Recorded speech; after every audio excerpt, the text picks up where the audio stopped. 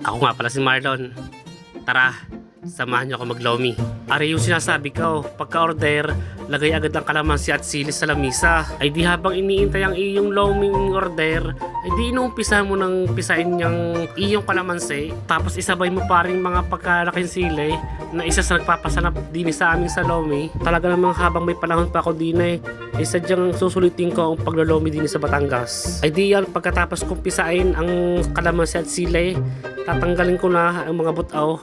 Baka rin makatubo pa sa akin tiyan, ay mahirap na. Pagkatapos kong tanggalin ng buto ng kalamansi at ng sili, isinunod ko naman aring toyo, pampasarap aray. Sa wakas, dumating na ring order ko. Laki na rin Yung ba naman ang order kay Super Jumbo. Sa totoo lang, ang pinakamalaking lomi na order ko sa buong buhay ko. Siya sige, bakbaka na. Ay di yan, umpisahan na natin kainin na rin. Ibuhos ko muna rin toyo ng may kalamansi at sili. Ikaw na ang bahala kung gaano karami ang ilalagay mo. Basta ako, bubuhos ko na rin lahat. Bahala na yan. Ay di aray, inumpisa ko ng halu-haluin. Unang subo.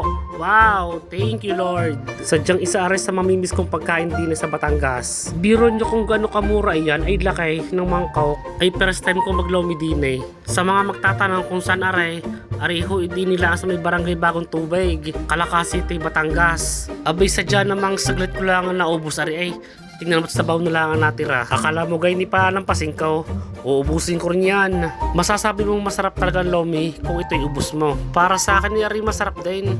Kahit papaano. Para sa akin Ari i-rate ko ng 8 out of 10. Kau, side to side ay kay naman. At iyon, pagkatapos magbayad, lalarga na. Kay naman busog. Ay siya, hanggang dito na lang haw. Maraming salamat at bye-bye!